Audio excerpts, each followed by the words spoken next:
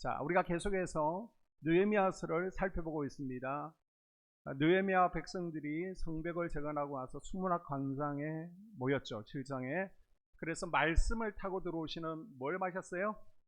성령을 마셨습니다. 아멘. 그때 하나님의 영이 말씀 타고 우리에게 들어오시면서 우리에게 정상이 크게 두 가지가 생겼습니다.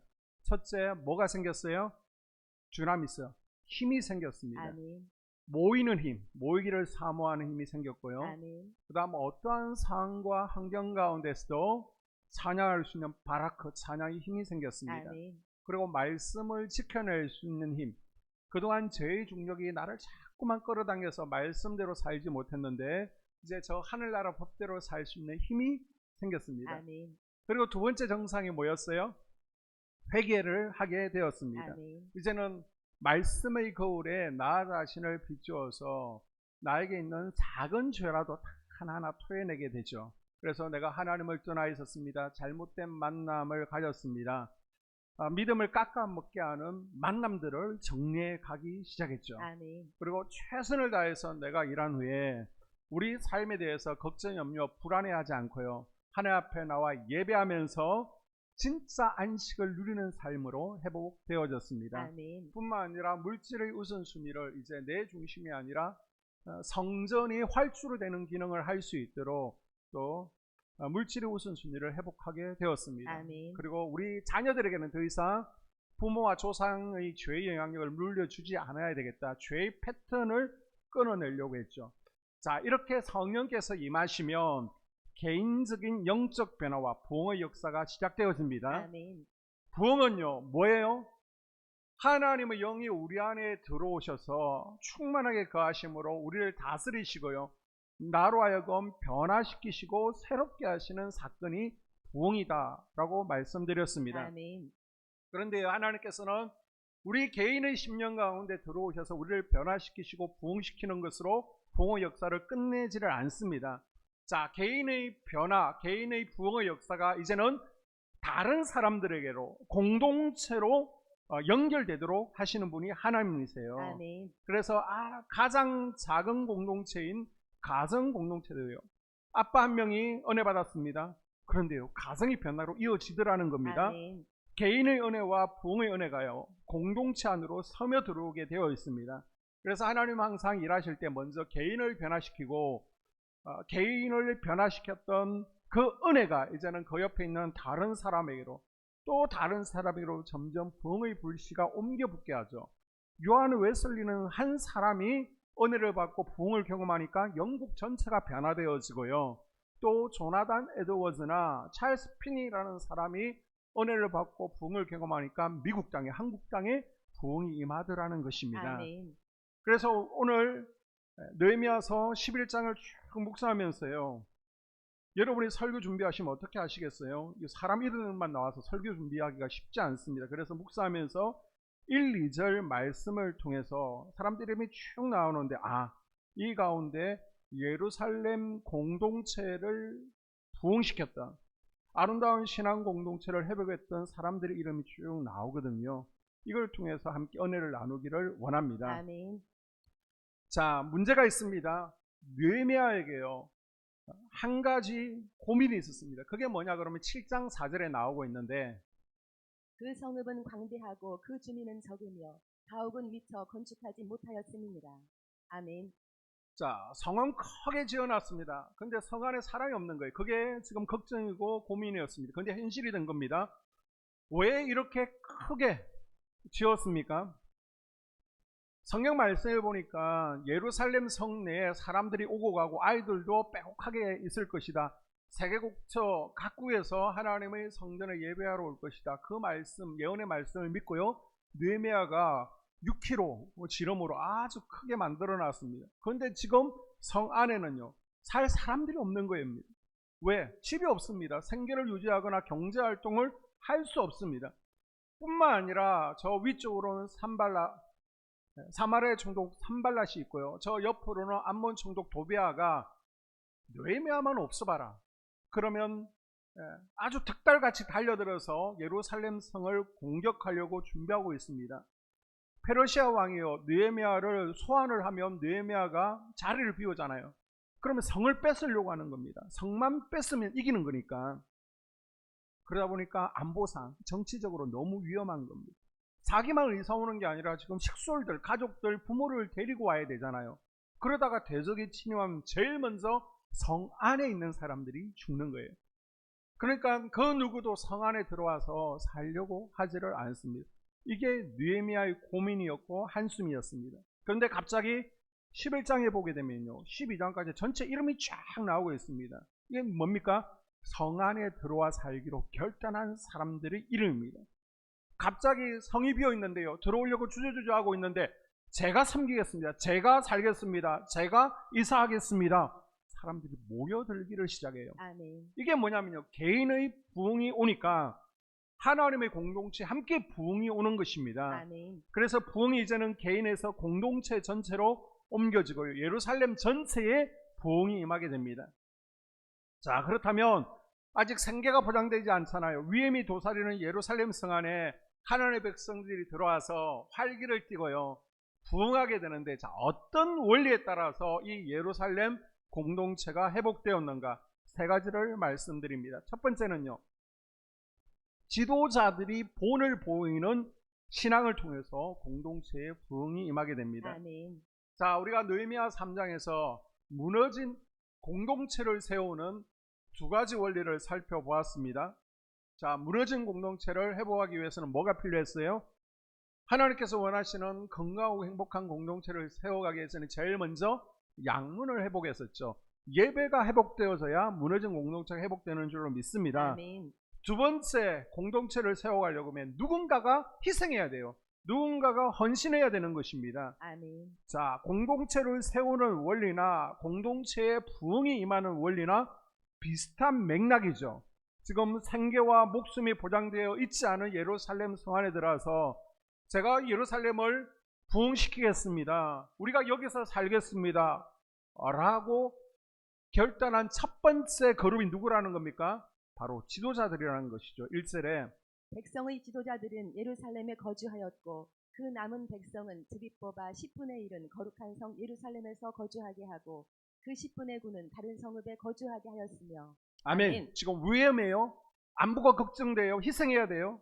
그런데 백성들의 리더들이 먼저 희생과 불편을 각오하여 예루살렘 성 안에 들어와 머물렀다고 얘기하고 있는 겁니다. 아멘. 여러분, 공동체의 변화, 공동체의 부흥은요, 그냥 일어나는 것이 아닙니다. 가령 우리 가정 공동체가 하나님 안에서 멋지게 한번 부흥을 경험하겠다라고 하면요, 그 가정에서 적어도 가장인 엄마 아빠가 먼저 변화를 위해서, 부흥을 위해서 헌신하고 희생해야 되는 겁니다. 아멘. 그게 뭐예요? 집안일이 될 수도 있습니다. 그 다음 가족들과 함께 보내는 시간이 될 수도 있습니다.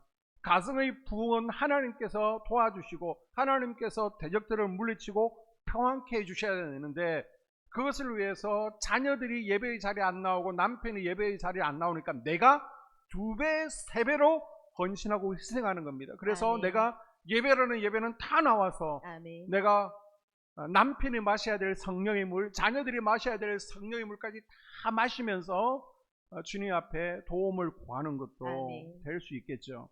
아니면 직장에서 당신은 집에서 쉬어, 내가 2배로 일할게, 열심히 일하는 것이 될 수도 있습니다. 교회 부흥도 마찬가지라는 겁니다.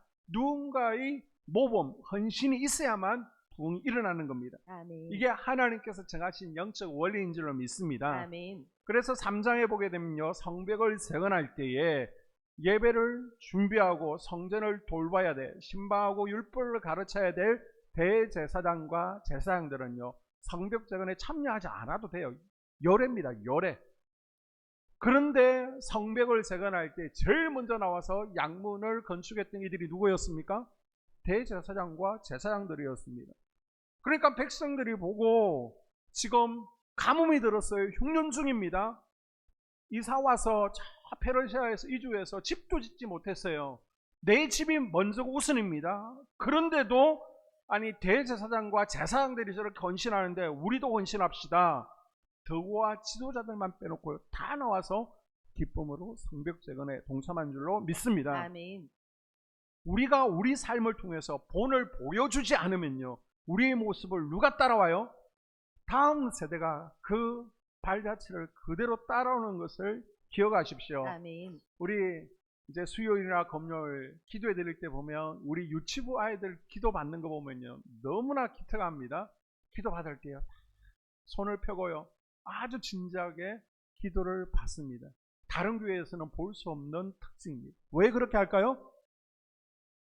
형들이, 누나들이 하는 것을 봤어. 할아버지, 할머니, 부모님이 그렇게 기도받는 것을 봤어. 그러니까 그대로 따라하는 겁니다. 우리 다들 도시 출신 아니잖아요. 시골에서 중고등부 시절을 보냈던 우리 권사님들 보게 되면요, 예전에 시골교회 전도사가 어디 있었습니까? 근데 어떻게 신앙생활하고 어떻게 성경 공부했어요?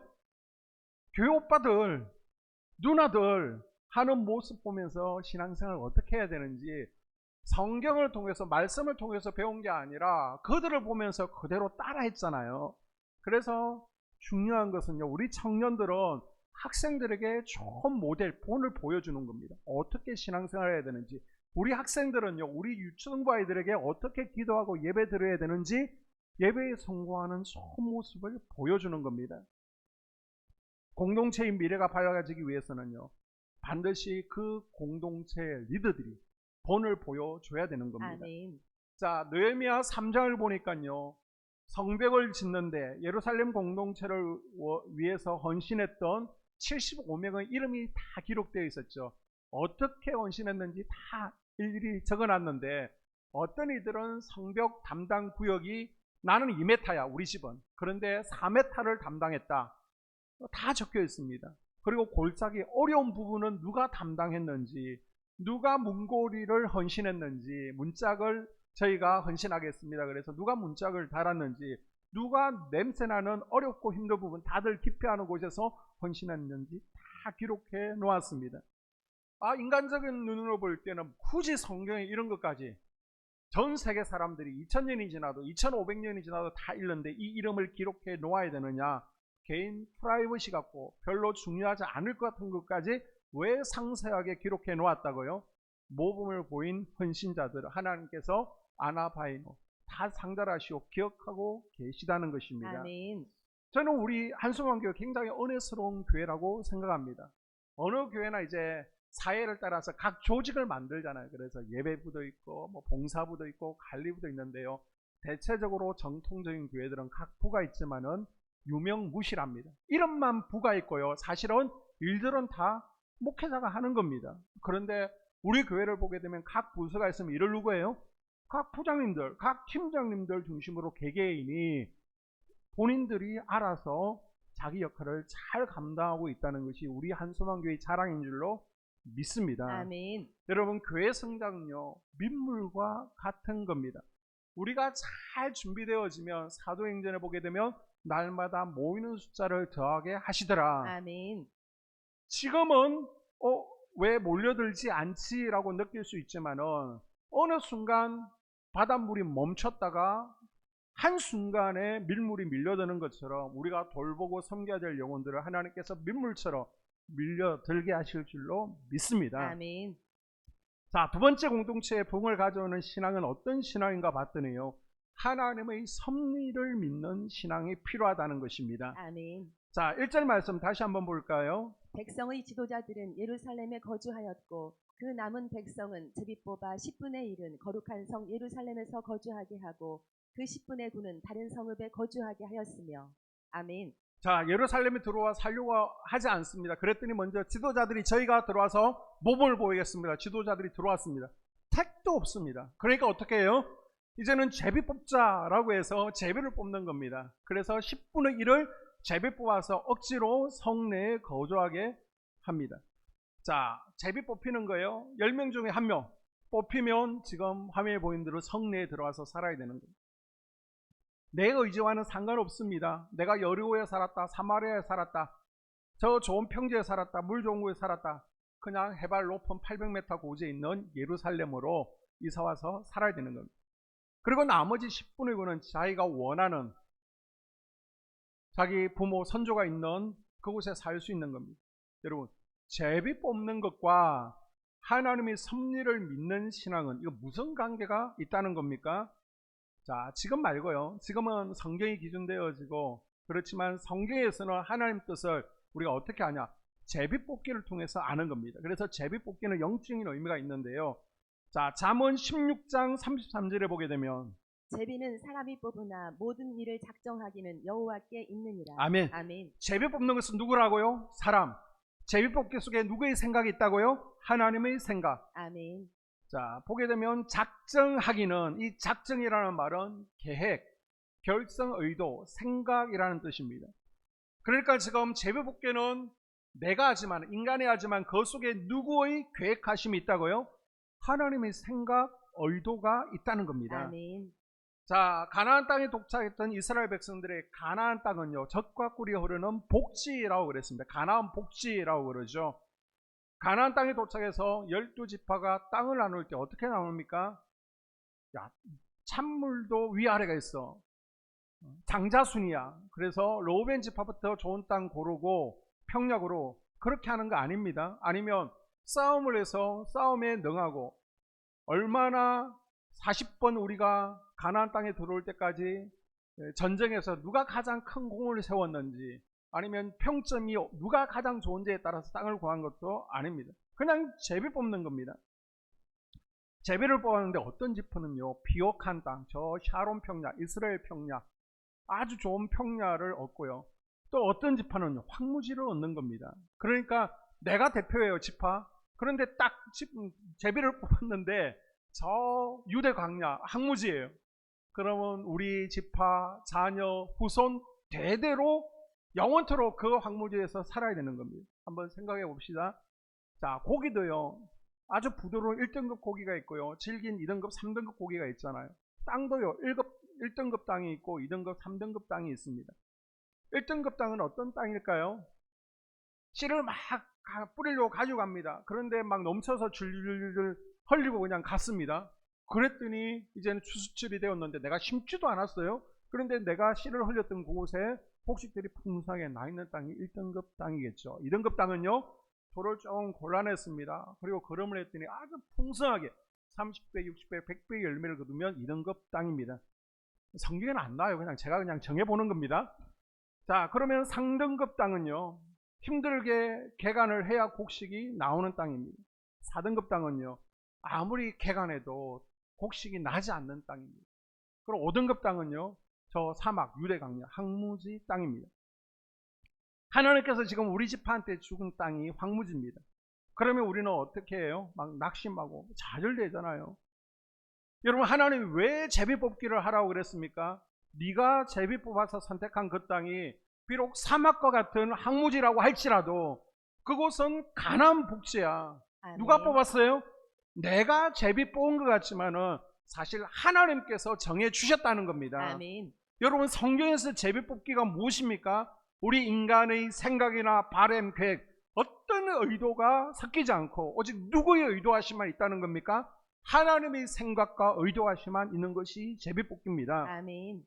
그러면 내가 뽑은 땅이 후손들 보기 부끄러운 5등급 땅, 황무지라고 할지라도 높은 고원지대에 있는 헤브론이나 또 예루살렘 850m, 1000m 고지에 있으니까요. 이 땅을 분배받았어도 그 땅은 복지라는 겁니다. 누가 주셨으니까? 하나님이 주셨으니까. 아멘. 비록 농사짓지 못하는 땅이지만 하나님의 위대하신 계획하심이 그곳에 있다는 겁니다. 아멘. 그걸 뭐라고 그래요? 신학적 용어로 따라합시다. 하나님의 섭리. 하나님의 섭리. 하나님의 섭리라고 그러는 거예요. 아멘. 하나님의 섭리. 아멘. 우연이 아니라는 겁니다. 하나님의 계획하심이 있다는 겁니다. 자, 고원지대에다가 제비를 뽑은 지파는요, 열심히 씨를 뿌렸습니다. 농사를 지었습니다. 물을 끌어올 수 없다라고 그랬죠. 이제 어디를 바라봐야 된다고요? 하늘만 바라봐야 돼요. 하늘만 바라봐야 돼요. 하나님이 도와주시지 않으면 농사를 짓지 못하는 거예요. 그러니까 높은 고원지대에 있는 사람들은 어떻게 돼요?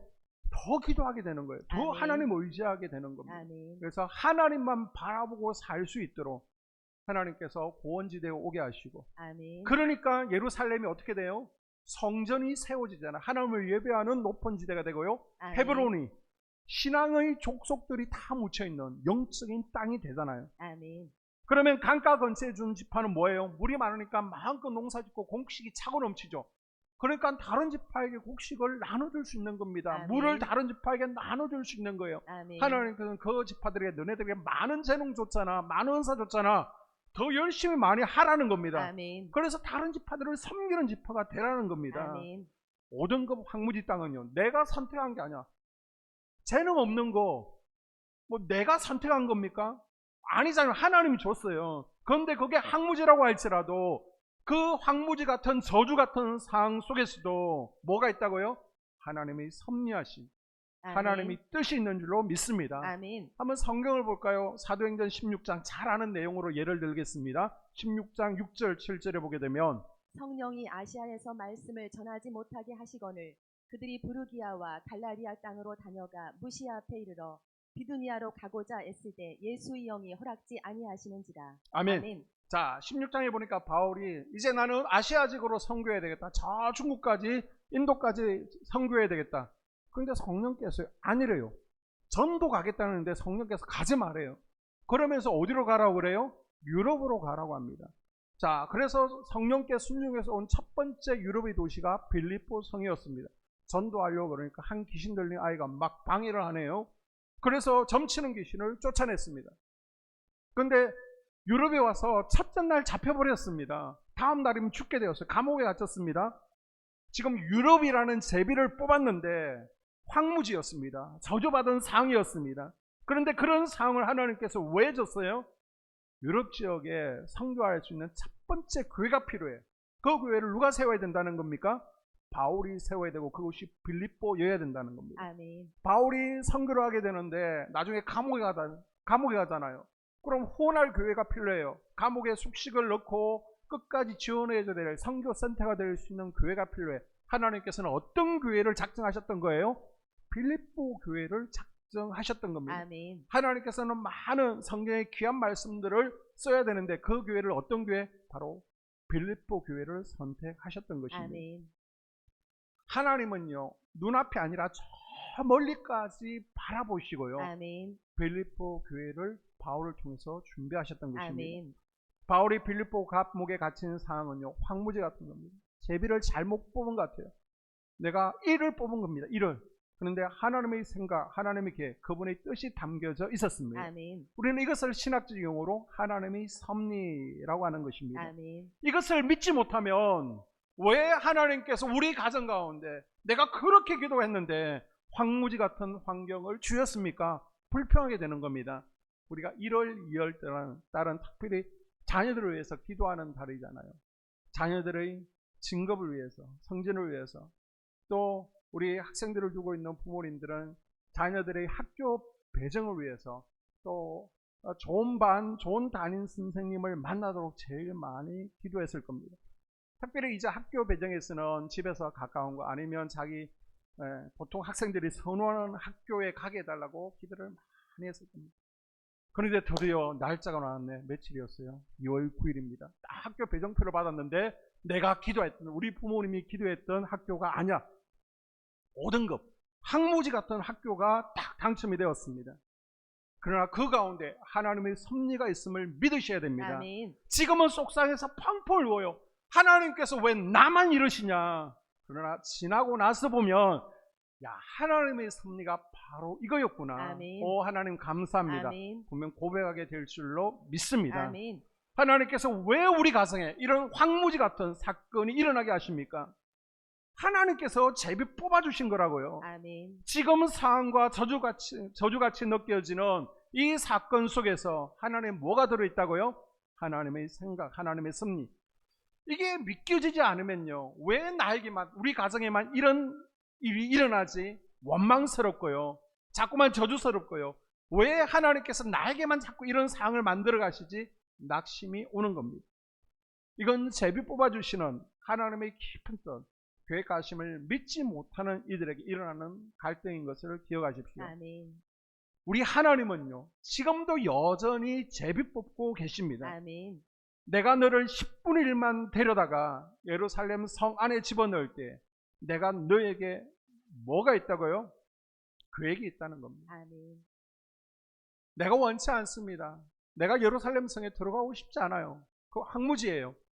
그러나 하나님의 계획하심이 있습니다. 아멘. 그 섭리가 믿어져야 황무지가 복지되는 것. 아멘. 지금은 황무지 같지만 나중에 그것이 종교의 중심지가 되고 아멘. 믿음의 신앙의 유산들이 이어지는 복지가 된다는 것입니다. 아멘. 자, 공동체의 부흥이 임하려면 리드가 본을 보여야 되고요. 두 번째요, 황무지 같은 상황 가운데서도 하나님의 섭리하심을 믿어야 됩니다. 아멘. 마지막 세 번째, 자원하는 신앙이 필요합니다. 자, 2절 보게 되면 예루살렘에 거주하기를 자원하는 모든 자를 위하여 백성들이 복을 빌었느니라. 아멘. 지도자들이 몸을 보이면서 예루살렘으로 이사했습니다. 지금 생계가 보장되지 않아요. 집도 없고 생명 위협을 느낄 수 있지만 리더들이 먼저 헌신했습니다. 자, 그런데도 인원이 부족하니까 두 번째 뭐 했어요? 제비를 뽑았습니다. 자, 그래도 부족한 겁니다. 10분의 1을 집어넣었지만 도시가 채워지지 않아요. 턱없이 부족해요. 자, 무슨 일이 일어나느냐? 수문학 광장에 모여서 은혜 받았잖아요. 말씀 타고 들어오시는 성령님을 마셨습니다. 그랬더니 무슨 일이 일어납니까? 갑자기요, 저요 자원하는 이들이 일어납니다. 아멘. 기쁨으로요, 스스로 들어가겠대요. 지금 리더가 아닙니다. 10분의 1 제비 뽑은 이들이 아닙니다. 일반 백성들입니다. 내가 원하는 여리고에, 내가 원하는 저 다른 세겜이나 좋은 곳에서 베들레헴에서 살 수 있습니다. 그런데 저 높은 곳이 예루살렘 가서 살겠대요.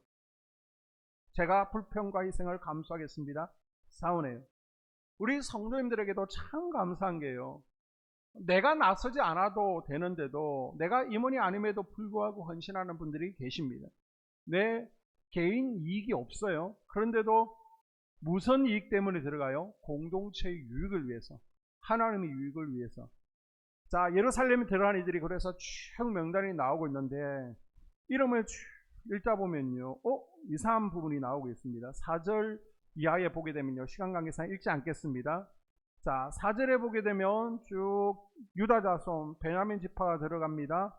베냐민 자손이 928명, 베레스 자손들이 468명, 그래서 자원한 이들이 1396명이었죠. 이것까지 상세하게 지금 2500년 전에 기록을 했습니다. 아멘. 그런데요, 보게 되면 베레스 자손들이 들어갑니다. 베레스가 누구냐? 창세기 38장에 보게 되면 야곱의 12아들 가운데 누가 있어요? 네 번째 아들 유다가 있습니다. 유다에게 자손의 복이 없으니까 나중에 어떻게 해요? 우연히 한 마을에 갔다가 장녀랑 잠자리를 하게 되는데 그것이 알고 보니 며느리였더라. 이 며느리와 잠자리를 하고 나서 쌍둥이를 낳게 됩니다. 이름이 누구예요? 하나는, 둘째는 세라고, 첫째가 베레스였습니다. 자, 이 베레스가 바로 창세기 38장에 나오는 유다의 후손들입니다. 그러니까 지금 이 가문은요, 약점이 있습니다. 부끄러움이 있습니다. 허물과 약점이 있는 공동체가 은혜 받고 나서 우리가 이런 허물과 부끄러움이 있지만은 이제는 하나님의 뜻을 이루기 위해서 헌신하겠습니다. 아멘. 라고 나온 겁니다. 아멘. 자, 그 다음 베냐민 공동체가 나왔죠. 베냐민 공동체가 어떤 공동체입니까? 사사기 20장 21장에 보니까요, 한 레위인과 아내가 우연히 베냐민 지파의 땅으로 들어가게 됩니다. 나그네 보호법이라는 게 있죠. 그래서 베냐민의 기브아라는 한 노인의 집에 들어갔더니 그 동네에 있는 베냐민 지파의 동성 연애자들이 막 찾아오죠. 그래서 결국은 이 레위 제사장을 어떻게 못하니까 아내에게 몹쓸 짓을 하게 됩니다. 그러고 나서 죽여버렸습니다. 자, 이 일을 알게 된 11지파가 그 죄를 묻기 위해서 베냐민 지파에게 범인들을 끌어내라 라고 하는데 무시하고요, 끌어내지를 않습니다. 끝까지 죄인들을 감쌉니다. 그래서 11지파와 베냐민 지파의 전쟁이 벌어져서 베냐민 지파가 몰살당해요. 남자 600명만 남겨두고 다 죽어버립니다. 그러면 씨가 말라버렸잖아요. 베냐민 지파가 계속 이어지지를 않잖아요. 그래서 여기저기 있는 여자들을 틈만 있으면 납치하죠. 그래서 다시 회복되어진 지파가 베냐민 지파입니다. 하나님 앞에 너무 큰 수치를 가지고 있죠. 이스라엘 지파 가운데 부끄러운 지파죠. 약점이 있는 지파가 베냐민 지파입니다. 그러니까 지금 공동체 내 위기가 왔습니다. 어려움이 왔습니다. 이때 누가 먼저 손을 들었습니까? 부족하고 약점이 있는 이들이 먼저 자원을 한 겁니다. 아멘. 왜 자원했습니까? 내가 우리 공동체에서 그동안 역할을 하지 못했습니다. 나쁜 짓을 했습니다. 약점이 있습니다. 그러니까 이제 그 은혜를 보답하기를 원합니다. 아멘. 하나님 공동체 유익을 생각하겠습니다. 아멘. 이 세 번째 그룹 때문에요. 하나님의 공동체가 회복된 겁니다. 아멘. 부흥이 임하게 됩니다. 아멘. 여러분 진짜 믿음 있는 사람이 누굽니까?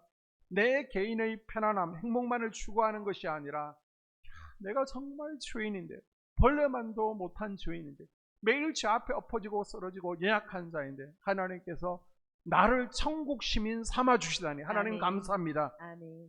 그래서 하나님 나라 확장을 위해서 주의 공동체 유익을 먼저 생각하는 지가 진짜 믿음 있는 분이라는 것입니다. 아멘. 그런데 이게 쉽지 않은 겁니다.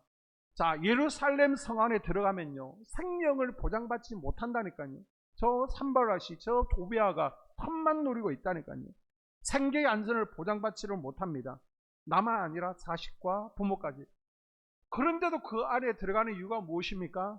내가 이제 은혜 갚겠다는 겁니다. 아멘. 내가 하나님 나라의 유익을 위해서 자원해서 기쁨으로 헌신하겠다는 겁니다. 아멘. 이것 때문에요 이스라엘 공동체의 미래가 시작되어집니다. 아멘. 우리 한서만교회 내에 이런 분들이 넘쳐나기를 주의 이름으로 축복합니다. 아멘. 자, 느헤미야 3장 20절에 보게 되면 그 다음은 삽베의 아들 바룩이 한 부분을 힘써 준수하여 성 구비에서부터 대제사장 엘리야십의 집문에 이르렀고. 아멘. 자, 성벽을 재건할 때 각 지파별로요, 각 가정별로 할당을 줬습니다.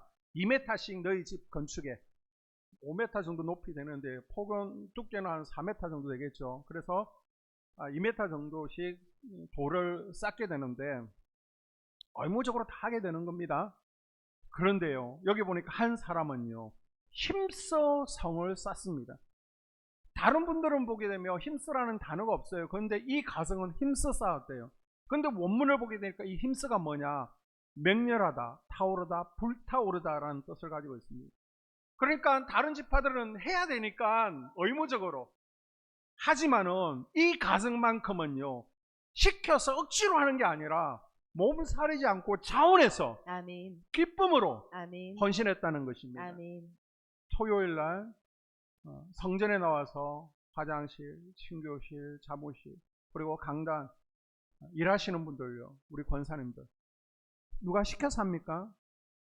우리 주일날 아이들 오후에 마음껏 예배드리고 뛰어놀 수 있도록 주방에서 섬기는 권사님들 누가 시켜서 하는 겁니까?